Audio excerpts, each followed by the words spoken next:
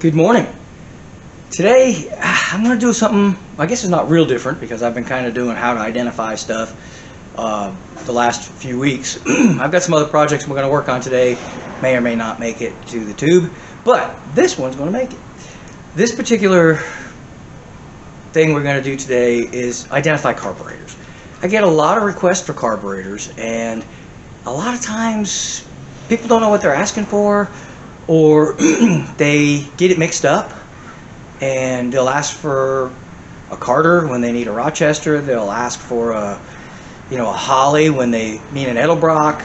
So I'm not going to get into the numbers and the sizes and all of that because that can get really in depth, and you got to start looking at numbers, and there's charts out there you can get from the manufacturers that'll tell you what each number of each carburetor means. But we're just going to get into the basics of identifying a carburetor. So if you're walking through a swap meet, you can walk up and go, hey, that's a whatever, okay? And it's a little bit deceiving because I just did that real quick, and I went like this, and how many of you said, yeah, that's a Holley? Nope, not. Motorcraft. Yes, it's Holley design. Yes, Holley made it. But it's actually a Motorcraft. So could you put this on any car and it would run like a Holley? Yeah, you could. But if you're restoring a Mustang or a Fairlane or something and you want a specific carburetor, then you're going to be looking for the original Motorcraft Holley designed carburetor. Yep, Holley probably made this, pretty sure they did. A lot of them will even say manufactured by Holley for Motorcraft. But just so you know, we're going to go over the different types of carburetors and how to identify them in a hurry. These are all the various different carburetors. You've got your real common ones like your Holleys and your Edelbrocks. Okay, most people know what those two are. Some. But when we get into a Carter or a Carter 2-barrel or a Motorcraft 2-barrel, these kind of mimic, if you're just looking at the top of them, or if you're looking at an air cleaner and you open the air cleaner, you might get deceived that these are actually 4-barrels. Then we have our Thermoquad Holley. This is actually an original Holley made for GM for Corvette, but it's basically, we're going to go over just the basic design of Holleys. So this would work on anything, just like the Motorcraft we discussed a few minutes ago. We have another type of Holley, but again, it's still characteristic of a Holley. And then we have a Rochester, not to be confused with the Quadrajet. Rochester Quadrajet came on most GMs. To me, in my opinion, this is one of the best carburetors ever made. They put this carburetor on a 283, and they will put this carburetor on a 454, and it will work equally as well on both. Not too many carburetors can boast about that. I believe most of them are, I think, 780 CFM. There are some, I think there's a couple of 850s out there. They came on like big block Chevelles and high performance cars. Those are pretty rare. If you get one of those, it's a rarity, and hang on to it or eBay it because it's worth some bucks. But anyway, and then of course we have this. This is called a 4-jet. You can see that there's a difference between it and the Quadrajet. It's not as forgiving, and if you'll notice, this one's just a pretty different design. The choke horn doesn't come up like this one. It's kind of in there, but you still have a choke. This is actually off of a Cadillac, a 1960 Cadillac. So if anybody needs that, hey, let me know. But so it's a little bit different design. So we'll go ahead and we're going to start with the Quadrajet, which is probably one of my most favorite. It is my favorite carburetor. They're a pain in the butt to rebuild, but when they work so good.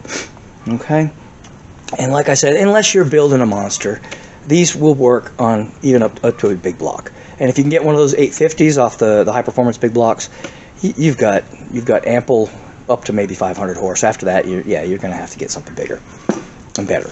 But anyway, here's your Quadrajets. Okay, it's real easy to tell on the bottom because these barrels are huge. Okay, so when you look at the bottom of them, they're just huge. These rear barrels, but they got little bitty front barrels. And I think it's ingenious because basically what happens is, look, see, you're running off of those front barrels pretty much until you're about, I'd say, 2/3 throttle. And then when you go the rest, then those big ones open up. Boy, it sounds great when those open. So if you're looking into these carburetors, the easiest way to tell a Quadrajet is, if you can't identify it from the top, when you pull them off, look for these monsters back here. Because these big monstrous rear barrels are just going to be, they're huge. And it's called a spread bore. Now Edelbrock, Rochester, did make a 4-hole, which I think this is a 4-hole here. Nope, she's a spread bore too. But just a slight. See how small those are? They're not much bigger on this particular Rochester. So that's going to be a customary difference, but you can pretty much tell the difference of them just looking at the top. But if you do look underneath and they've got those monstrous rear barrels, or secondaries if you want to be politically correct, then you know you're dealing with a Rochester Quadrajet.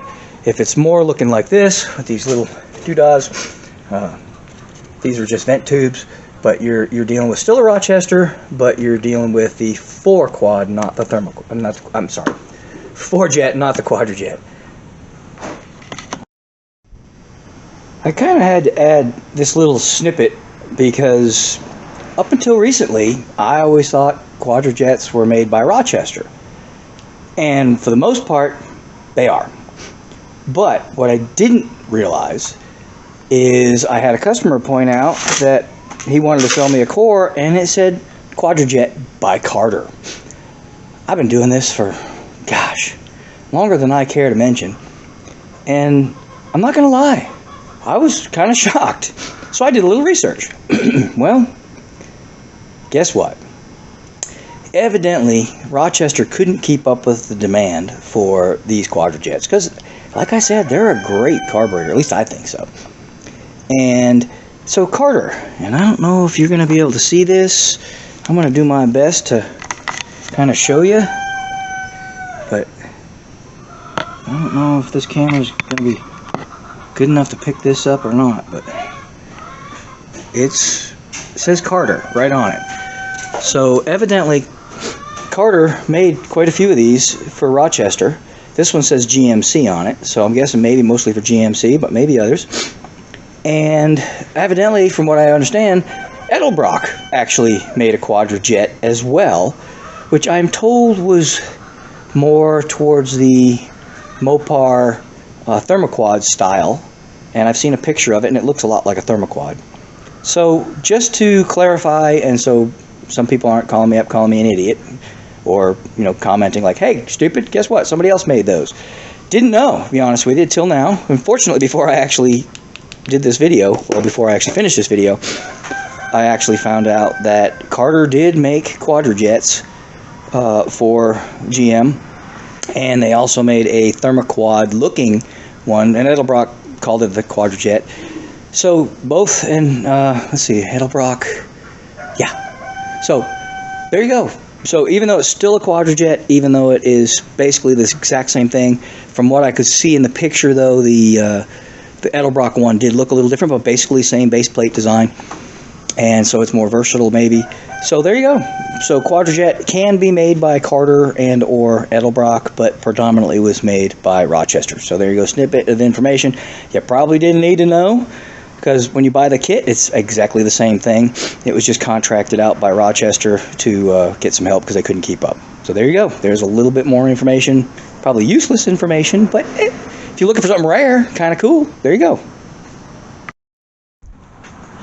Next, we're going to deal with the Holley style. And this is the one I tricked you on. This is actually the Motorcraft. So this would have come stock on a Ford, on a high-performance Ford of some sort. 4-hole, see all 4 equal holes. And it is a Holley design, though. One of the easiest ways to tell Holleys is they always have their bowls are on either side. Okay, so if your bowls, and I would say if your bowls unbolted that way, it's a Holley, but here's a different kind of Holley. Still a Holley. This is like a lower buck unit. Still the same design, but it all comes off the top. So it's a little bit different design. These are lower dollar. They're aluminum. They're very light, though. So if you're looking for something lightweight, they're great for that. This one has some accessories on it that don't normally come on a Holley, but if you're looking for a low budget, this is a pretty decent little carburetor. I like the this design, this is just the old tried and true school design. This is a regular Holley. This one was, like I said, original equipment for Corvette. So this is actually for General Motors, but it is all Holley. And again, you see your barrels, your float bowls on the back side. But otherwise, this is basically Holley design. Now we're on to Chrysler products. And Chrysler used Holley design as well. I do have one around here somewhere, but basically I'd be showing you an exact duplicate of this. They look the same. They have minor differences on the outside, and they're usually made for specific manifold. So if you're looking for original stuff, obviously you're going to have to start checking numbers and things, and that's a whole different ballgame. It'd take us hours to go over all the different numbers. Again, find a chart for your car, find what carburetor is necessary, and just go scour those swap meets and try to find the right one. But this is a Thermoquad. Thermoquads are pretty common on Chrysler products, the old ones. It's a good carburetor. It kind of mimics the Quadrajet, kind of the same design-ish.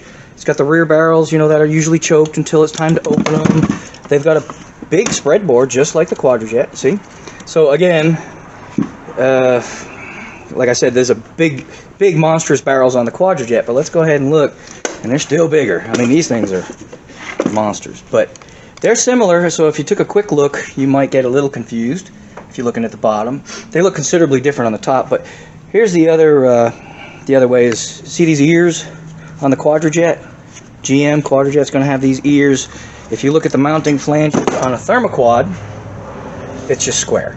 It's got little divots, but mostly square. So very much like a Quadrajet design. Works well along the same lines as the Quadrajet. Can put them on multiple different cubic inch engines.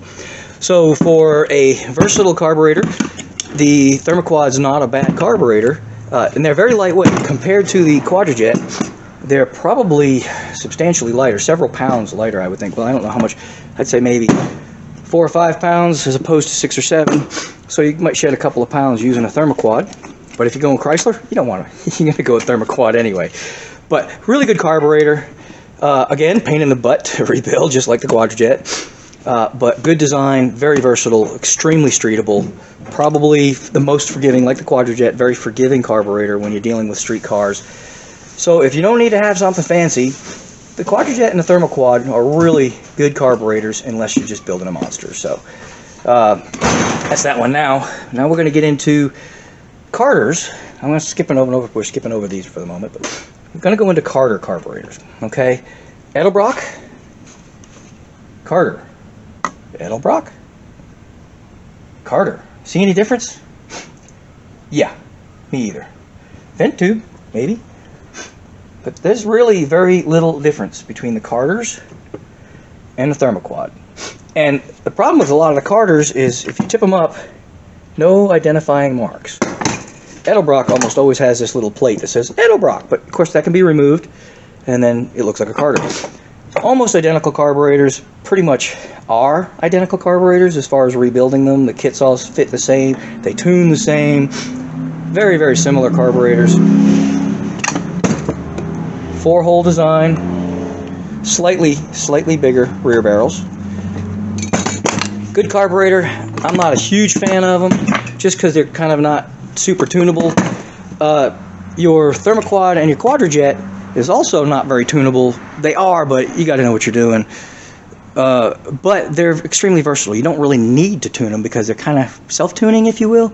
Now, don't quote me on that because there's carburetor guys out there who go, no, you're crazy. You don't. No, but if you just want to throw it on and drive, your Thermoquads, your Quadrajets, you can put them on anything and they'll run fine. These, you got to kind of step them up. These are very small ones. Very small. You can just tell by looking at the barrels, the butterflies on the bottom, their sizes usually. If they're fairly small to medium, if it's like a 450 or a 500 CFM, it's going to have very, very small barrels. This is probably 600, 650 without looking at the number, and I'm not going to get into that. But you can tell by the numbers what size they are. But some of them have really big butterflies and barrels, and those are obviously bigger. So you'll want to kind of get these carburetors. They do have some range of versatility, but you want to get close. If you're not building big cubes or big compression, and you want to keep it on the lower side for CFM, And if you're building big cubes and you're having, big compression, then obviously you want to go bigger. Smaller carburetors, and a lot of people don't understand this, smaller carburetors perform better off the line or down low. So if you're building something that you just want a boulevard cruise and roast the tires on, smaller carburetors are adequate. Bigger carburetors require higher RPM to function well, and the bigger you go, the less drivability you're going to have. If you over-carburate your car, you're not going to be able to get your idle mixture down low enough to make it run good on a smaller cube or a lower compression engine. Bigger is not better when it comes to carburation. Smaller is better, usually. And we'll talk a little bit more about that in a minute when we get to the 2 barrels. But the reason that you would go bigger is, let's say you're building a street strip car and you get out on the drag strip and you get down to the end of the drag strip and you're full throttle, highest RPM. Let's say your car's maxing out at 5,500 RPMs going down the track, and it sits at 5,500 RPMs for the last 500 feet. Okay, carburetor's too small. You need more carburetor because basically you're running out of motor before you get to the end. So you would put a bigger carburetor, that way because basically you're just running out of gas. You're just not able to feed any more RPM, assuming your engine can handle that RPM. So you'll want to keep increasing carburetor size to make sure you get that top end. But if you're not building a car for top end, if you're not going to be doing 130, 140 in the quarter mile, or going down, racing down the Autobahn at 160, you don't need a lot of carburation. So don't do yourself a favor, save some money because big carburetors are expensive. Buy a smaller carburetor or buy something extremely streetable and versatile so that you don't break the bank. And these aren't cheap, but there's some carburetors out there that are big dollars, like $1,200 or more carburetors. So do yourself a favor, do your homework, and go start small. You can always trade up if you need to. Of course, it takes money, I understand. But if you buy one of these more versatile ones, then yeah, you can get away with just buying one and pretty much be safe. Now we're going to get into, we're still on the Chrysler side of things, because Edelbrock's Carters came stock on Chrysler products. Edelbrock's obviously didn't, but they I think they bought the design or something. But anyway, they're the same car. They're basically the same carburetor. These look like 4 barrels. You look at it and they got that big, a fairly large, diameter top. So you automatically look at that big area and you think, ooh, 4 barrel. And this one's really deceiving because you kind of look at it, it looks 4 barrelish. Okay, but this is 2. And that's really the only way, because sometimes looking at the top, if you don't really know what you're looking at, you can be deceived by some of these 2-barrel carburetors. And I'm thinking they kind of did that on purpose, just to, so people wouldn't go, hey, it's got a 2-barrel. But I'll tell you what, 2-barrel carburetors, with some exceptions, and we're going to go over that in a second, will actually outperform a 4-barrel down low. So if you're running a car up to 3,000 RPMs, that 2-barrel is probably going to run harder than your 4-barrel, because the 4-barrel is trying to dump too much fuel, and that's why we have vacuum secondaries or adjustments on the secondary. And, there's a million different ways to tune the carburetor, but for out-of-the-box performance, your 2-barrels most of the time are going to outperform your 4 down low for the first 2,000 to 3,000 RPM. After that, yeah, they're going to lay down on you, and you're going to need more. But if you go with your Thermoquad, which has the little tiny barrels up front, same with your Quadrajet, little tiny barrels up front, for fuel economy, you will actually get better mileage with a Thermoquad or a Quadrajet because they're running off these tiny little barrels up front. Okay? Whereas on a 2-barrel, you're running off, it's not a whole lot bigger, but you're running off a little bit bigger primaries there. And so you will actually get a little bit better fuel mileage on these 4-barrels just driving around town, around the street or whatever. But once you start to open up these big barrels, well, yeah, just flush the toilet, there goes your fuel economy. But these will, with the exception of these will, because they have that extra fuel, these are forgiving because they will actually keep it choked when you stomp on it. And it won't really allow any air to feed these back barrels until the car can handle it. That's why these are such good carburetors in my opinion. 2-barrel obviously doesn't have that option. It's going to run down low real strong, but you're eventually going to run out of fuel. You're just not going to have enough. You're not going to get any RPM out of that engine. So this one is actually made by Carter, I believe. And it is for a Chrysler product. This one is Motorcraft all the way. Okay, I'm not sure if this is anybody else's design. I've not done enough research on them. I don't do a lot of Fords. I'm sorry, Ford guys, because I know my Crown Vic Mercury Marquis video is very popular, and I know there's a lot of you Ford guys out there. I apologize. I'm just not real versed on Ford stuff, but I do know this is a Motorcraft 2-barrel carburetor, and she looks like a 4, right? You can actually, if you look at it, compared to the Holley, she'll take the same size air cleaner. So you can pop that 427 Quadrajet air cleaner on there, on their little 2-barrel, and when people look at it, you know, from the front, they're gonna go, "Hey, it's a 4-barrel." Yeah, but it's not. You know, they're a pretty decent carburetor. They run. You know, so again, like I said, if you're not one of these guys that has to have a 4-barrel, don't throw your 2-barrels away too hastily. They're good carburetors, and they'll outperform on the street down low. You know, if you're just tire smoking or whatever. But if you're gonna try to get some big RPM out of it, well, obviously you're gonna have to step up. Personally, I really like the Thermoquads and the Quadrajets. I'm a huge Quadrajet fan just because for a lot of you guys, and I know I'm a big Mopar guy, but I've been building Chevys since I was a kid, and I have always loved this Quadrajet carburetor. The first carburetor I learned how to rebuild, and I've got, and on my Corvette project, you know, I tried to put Quadrajets on it. The reason I tried to put Quadrajets on it is because I originally had 2 Edelbrock 650s on the 454, and it's got a cam in it, but nothing huge. It's a street car, and those Edelbrocks were just drowning it. And now I'm going to have to finish the story so you understand. I blamed the carburetors. Wasn't the carburetors. I actually went and I rebuilt a couple of smaller 450 CFM or 500s, I can't remember which. Rebuilt a couple of those, put them on it. Didn't fix the problem. I blamed my rebuild. I should have known better. Just kidding. I make mistakes like anybody else. But, so I went and bought 2 brand new ones, and I put those on the car. And that didn't fix it either. They just kept loading up. The car just kept loading up and misfiring. And so I parked it for a little while, trying to scratch my head and figure out what's going on with it, and I'm not real happy with what's going on. I'm thinking going back to a single 4-barrel carburetor because, you know, 2-barrel sometimes just too much. It's too much. Well, a buddy of mine called up, and he had a 428 Quadrajet Mustang, and I had put a carburetor on it for him. He was having some troubles. He had mechanical secondaries, and he was drowning his engine. So I put a vacuum secondary Holley on it for him, and we tuned the back barrels for him, and we got it working really well for him. Well, he calls me up and says the Holley is flooding. It's overflowing. You can actually see the fuel flowing over the top of the carburetor. That's kind of a common thing with Holleys. If you run too much fuel pressure or whatever, they can be real sensitive on fuel pressure. So I ride down to his place, and we look at it, and sure enough, you fire the car up, and you're just watching that fuel just overflow in the bowl and dump into the engine. So we stop it. I keep adjusting that float, and it's just pushing past that float no matter what I do. So I'm like, it's got to be, you know, you got too much fuel pressure. And he just has a regular high volume mechanical pump.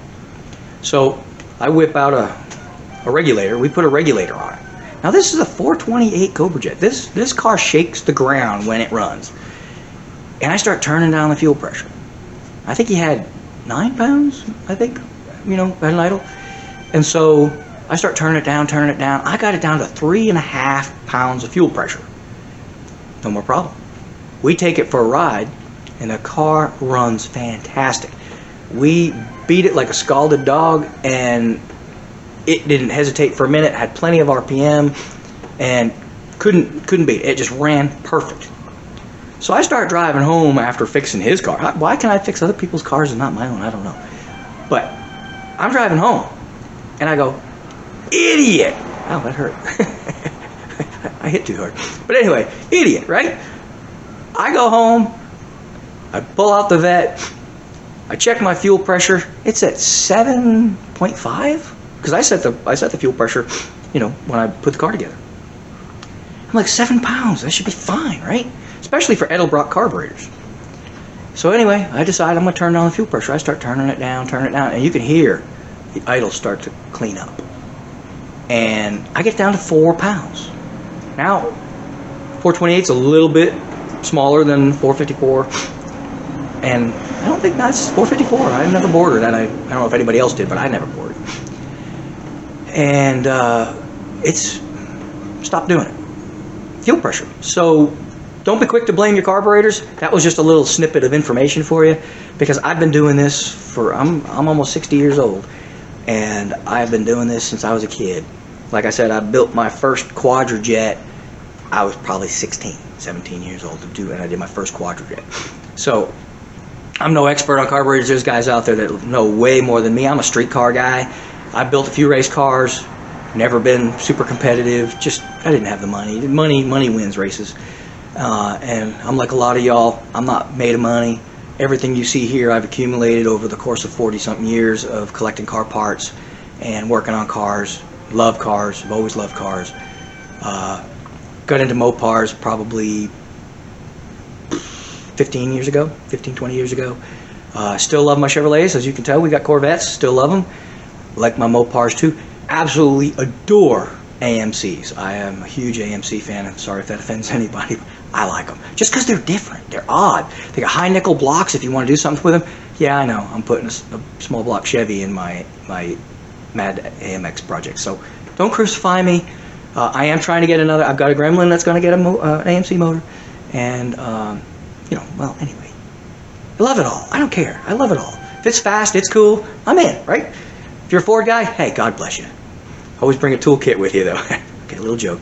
Even my friends that drive Fords, they make that joke, too. So, Chevrolet guys, very dependable cars. Go fast, cheap, awesome.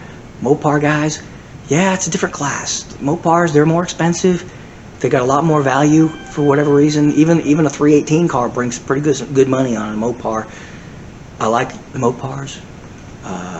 The cool factor on a Mopar. It's just different. I just like to kind of be off the beat path. But the AMCs, as you can tell probably if you look at any of my AMC videos, there's like 6 viewers. I think 40 on one that's been around for a month or so. There's just not a lot of AMC guys out there, unless they just haven't found my channel yet. But they're cool because they're different. So if you like to get off the beaten path, AMC is the way to go. Or maybe even Studebaker for you guys that really want to be weird. Cool. Those Studebakers are cool though, right? So anyway, there's a little bit of carburetor know-how. This is just swap meet know-how. This isn't finding the right CFM. This is not finding the right numbers to identify a carburetor for if it's right for your car, if it's the correct numbers matching carburetor. It's none of that. This particular video is literally just so you can go to a swap meet and say, hey, I'm going to throw a Quadrajet on there because that's what it came with and they're super streetable. Or I'm just going to buy a Holley because they're fairly cool out of the box, but you got to know what CFM to worry about if you're going to do that. Same with the Edelbrocks and or Carters. Make sure you kind of do your homework on your cubic inch and your setup to know so you don't go too big. You want to stay on the conservative side for a street car. If you're going to tune it, you've got all that know-how, you're building a race car, it's a whole different world. But for street cars, this little group of information is going to help you go to a swap meet. So you can, especially for like that Cadillac, that Forjet that I showed you, that's a really weird one. Okay, I think that's the only one I've ever actually seen. And it was off of a 60 Cadillac. So, but if you want something odd, or if you're building a Caddy, you might want that Forjet. If you can, if you got a GM, definitely go with it. I tried so hard to put them on this Corvette, they just wouldn't fit on the manifold.